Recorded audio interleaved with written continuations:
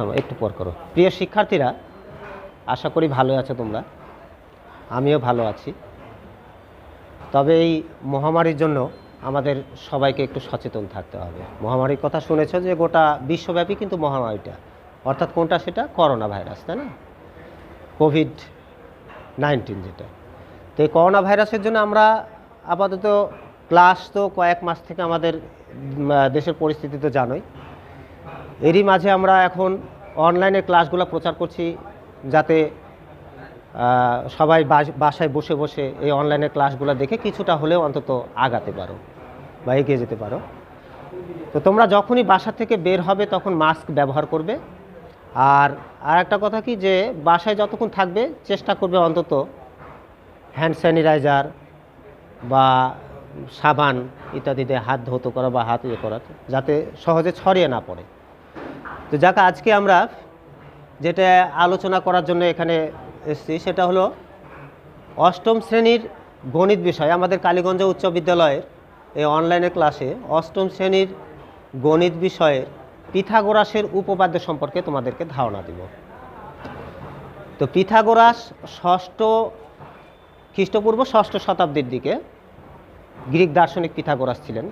তো পিথাগোরাস একটা সূত্র দিয়েছিলেন, সেটা সমকোণী ত্রিভুজের উপর ভিত্তি করে বা সমকোণী ত্রিভুজের বৈশিষ্ট্যের উপর ভিত্তি করে। তো সমকোণী ত্রিভুজের যে বৈশিষ্ট্য, আগে সমকোণী ত্রিভুজ কি এটা আমাদের জানতে হবে।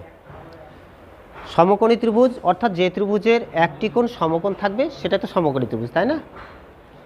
তো সমকোণী ত্রিভুজের নিচের যে বাহুটা সেটাকে আমরা কি বলবো? সেটাকে আমরা বলবো ভূমি। আর যেটা উন্নতি থাকবে সেটাকে আমরা বলবো লম্ব। আর সমকোণের যেটা বিপরীত বাহু সেটাকে আমরা বলবো কি? অতিভুজ। তো এখন ভূমি, অতিভুজ আর লম্ব, এই তিনটে তো থাকবেই, প্লাস সমকোণী ত্রিভুজের একটা কোণ কি হতে হবে? সমকোণ, তাই না? তো সমকোণী ত্রিভুজের যে সূত্রটা তিনি দিয়েছিলেন সেটি হলো যে কোনো সমকোণী ত্রিভুজের অতিভুজের উপর অঙ্কিত বর্গক্ষেত্রের ক্ষেত্রফল ওই ত্রিভুজের অপর দুই বাহুর উপর অঙ্কিত বর্গক্ষেত্রের ক্ষেত্রফলের সমান। অর্থাৎ সমকোণী ত্রিভুজ আমরা যদি মনে করো এটা বিবেচনা করি যে এটা 90 ডিগ্রি কোণ, এটা এ বি কোণটা 90 ডিগ্রি। তো এবিটাকে তাহলে আমরা বলবো লম্ব, আর বিসি যেটা সেটাকে আমরা বলবো ভূমি, আর 90 ডিগ্রি বিপরীত বাহু যেটা সেটা কি? এসি, সেটাকে আমরা বলবো কি? অতিভুজ। সমকোণের বিপরীত বাহুকেই কি বলবো? অতিভুজ বলবো। তো এখন উনি যে সূত্রটি দিয়েছিলেন সেটি হলো যে এসির উপরে অঙ্কিত বর্গক্ষেত্র এর ক্ষেত্রফল যা হবে, এবির উপরে অঙ্কিত বর্গক্ষেত্র এবং বিসির উপরে অঙ্কিত বর্গক্ষেত্র এই দুইটার ক্ষেত্রফলের সমষ্টির সমান। অর্থাৎ এসির উপরে আমরা যদি এটা এরকম মাপের একটা হয়তো সমকোণী ত্রিভুজ নিলাম এ বি সি, এখন এইটার উপর যদি একটা বর্গক্ষেত্র অঙ্কন করি, এইটার উপর যদি একটা বর্গক্ষেত্র অঙ্কন করি, এইটার উপরেও একটা বর্গক্ষেত্র অঙ্কন করলাম,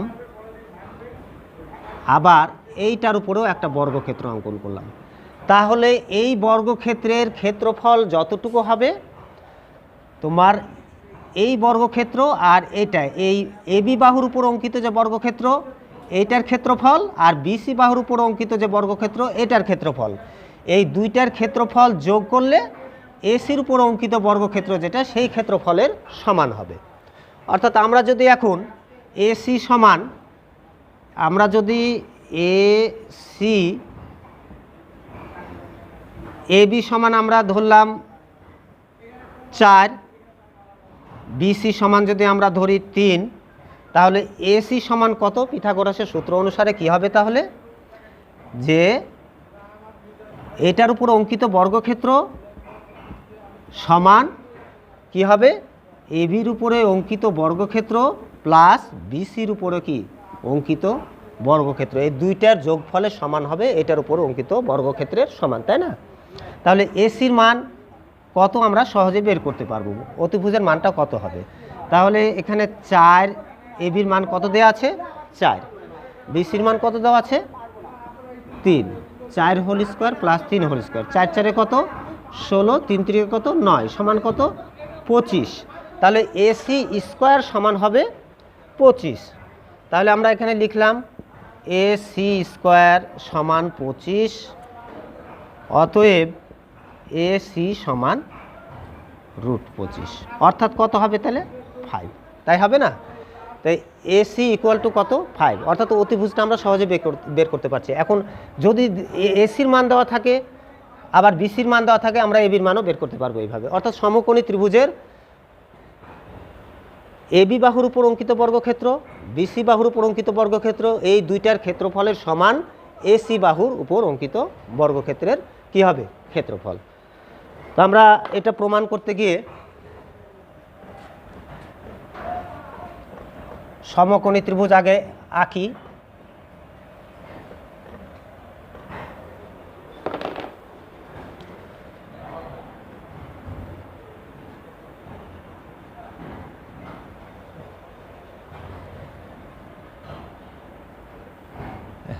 নোটসে লাগবে না।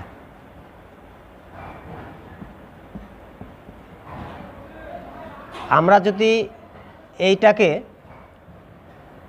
এ ধরি, এটা যদি আমরা বি ধরি, এটা যদি আমরা সি ধরি, তাহলে কি প্রমাণ করতে হবে পিথাগোরাসের সূত্র অনুসারে, যে বি স্কোয়ার সমান কি হবে সি স্কোয়ার প্লাস কত এ স্কোয়ার, তাই না? এটা প্রমাণ করতে হবে। তো ঠিক আছে, আমরা প্রমাণে যাই।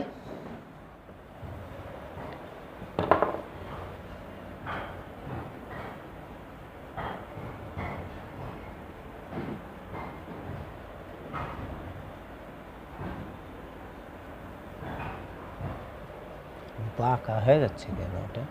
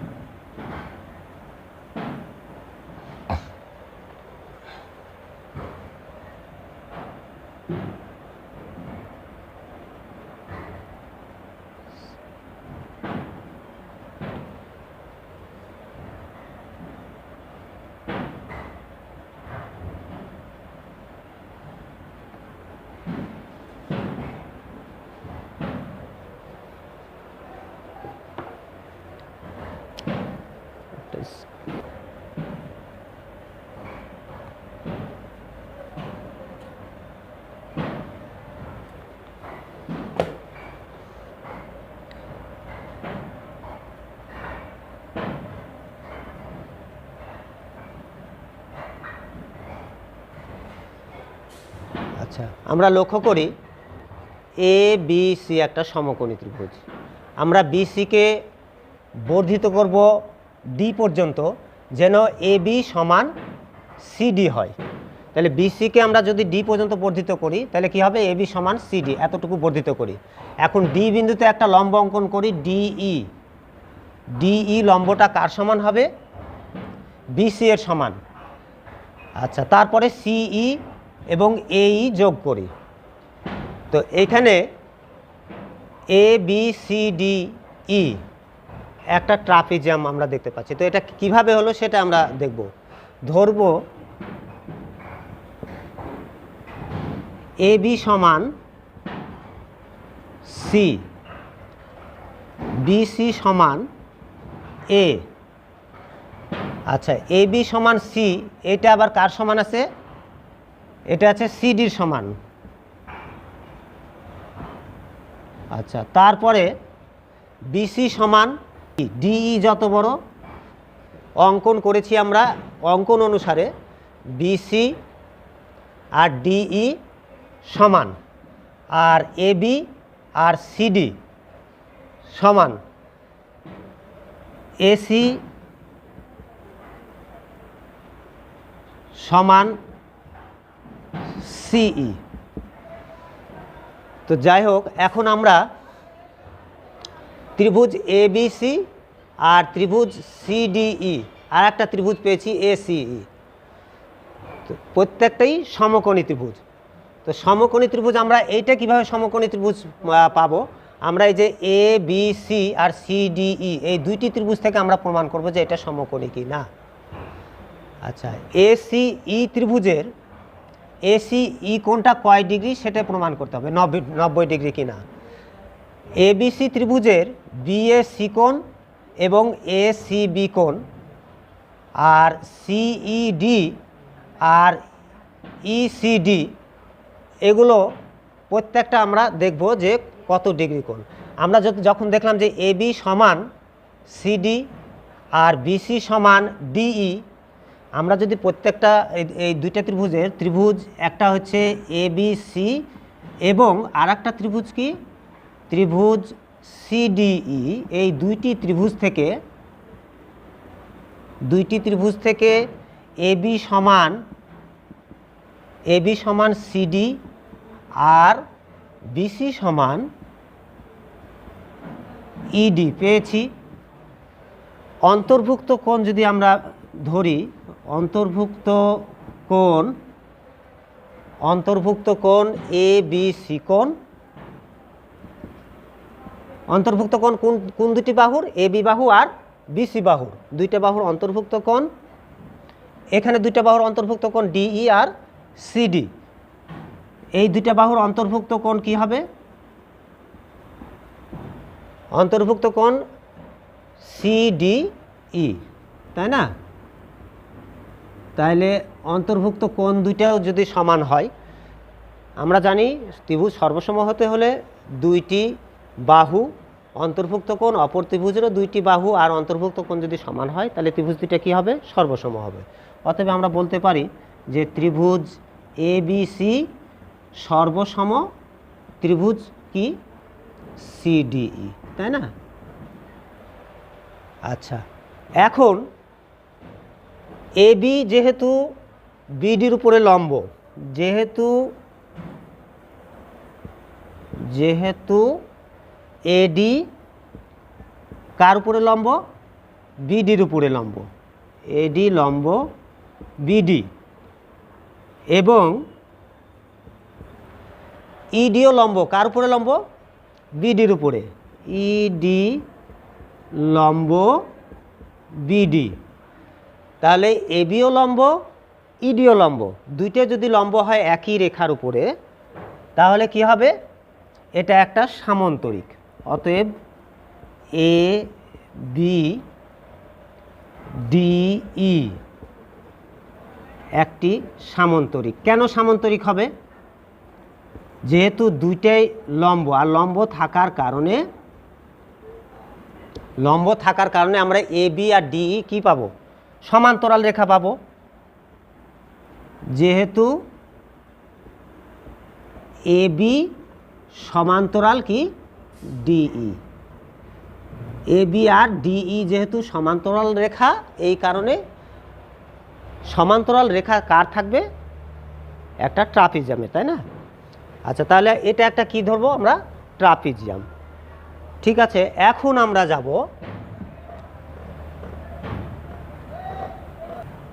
ট্রাপিজিয়ামের ক্ষেত্রফলের সূত্রে, যে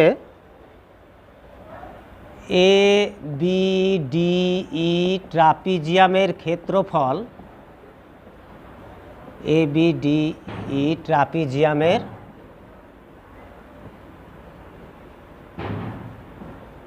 ক্ষেত্রফল সমান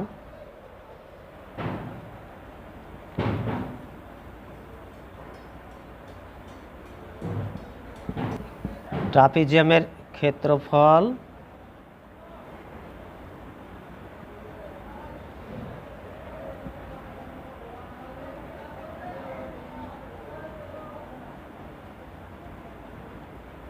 হ্যাঁ, এ বি সি ডি এই ট্রাপিজিয়ামের ক্ষেত্রফল, গোটা ট্রাপিজিয়ামের ভিতরে কি কি আছে, তিনটা ত্রিভুজ দেখা যাচ্ছে, একটা এবিসি, একটা সিডিই আর একটা কি এসিই, তাই না?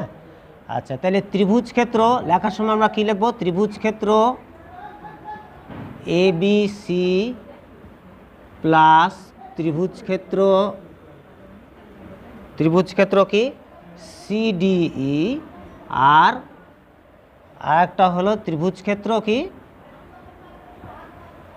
ACE, তাই না?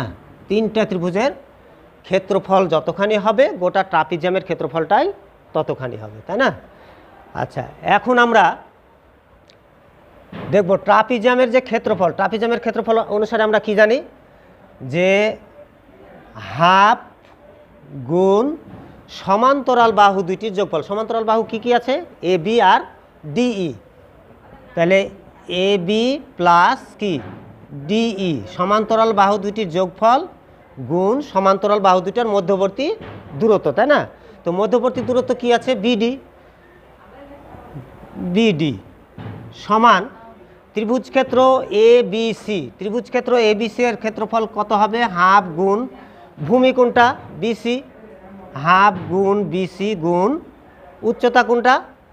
AB। ত্রিভুজের ক্ষেত্রফলের সূত্র কি? হাফ গুণ ভূমি গুণ কি? উচ্চতা।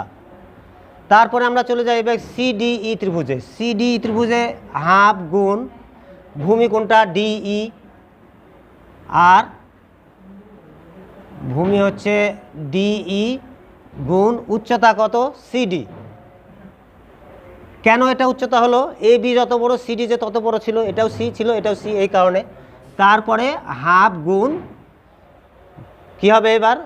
AC আর CE, তাই না? এই ত্রিভুজের ক্ষেত্রে আমাদের ধরবো CE গুণ কত? AC।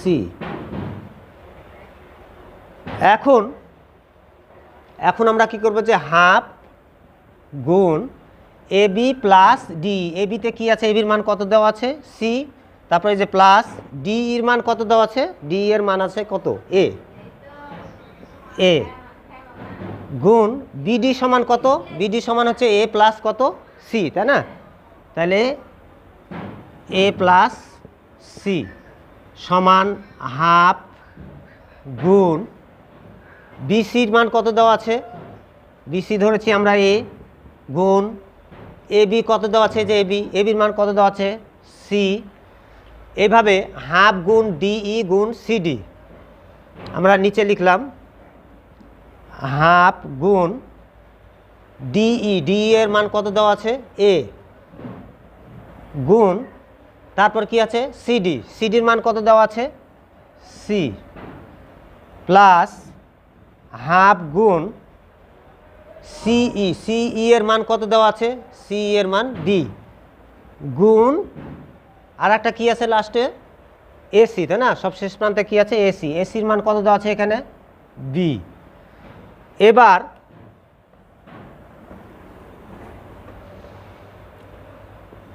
এবার আমরা ক্যালকুলেশন করে ফেলি। হাফ গুণ C প্লাস A আর A প্লাস C গুণ করলে কি হবে? A square plus 2CA plus C square সমান হাফ AC প্লাস কত আছে পরের অংশটুকু? Half AC। তারপরের অংশটুকু কি আছে? Half B square.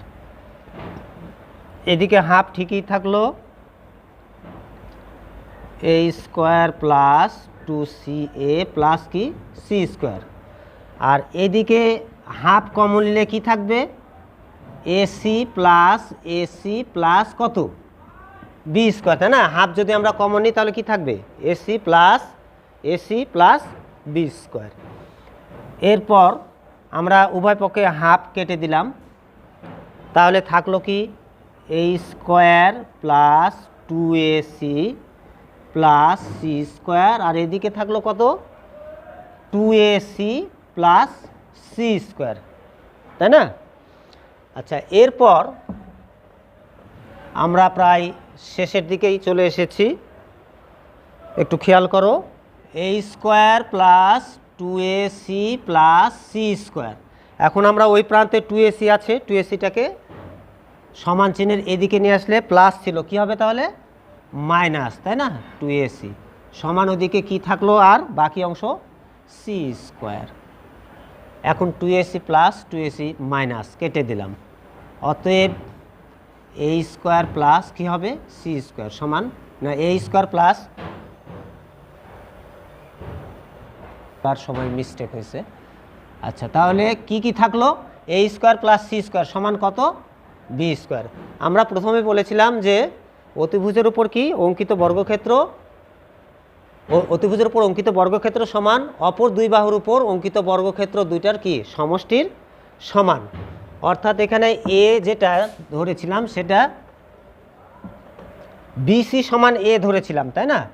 তার মানে আমরা কি প্রমাণ করলাম যে বিসি স্কোয়ার প্লাস সি এর মান ধরেছিলাম কি, এই যে এ বি ছিল না, এ বি স্কোয়ার সমান এসি ছিল অতিভুজ, তাই না, এসি স্কোয়ার। অর্থাৎ অতিভুজ স্কোয়ার সমান লম্ব স্কোয়ার প্লাস ভূমি স্কোয়ার।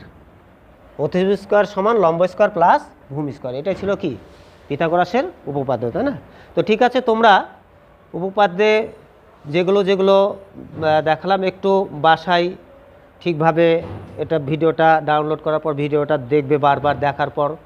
তারপরেও কোনো সমস্যা যদি থাকে তাহলে আমার মোবাইল নাম্বার দেওয়া থাকলো 01751763076 নাম্বারে আমাকে একটু ইয়ে করবে, চেষ্টা করব অন্তত সুন্দরভাবে বুঝিয়ে দেওয়ার জন্য। ধন্যবাদ তোমাদের।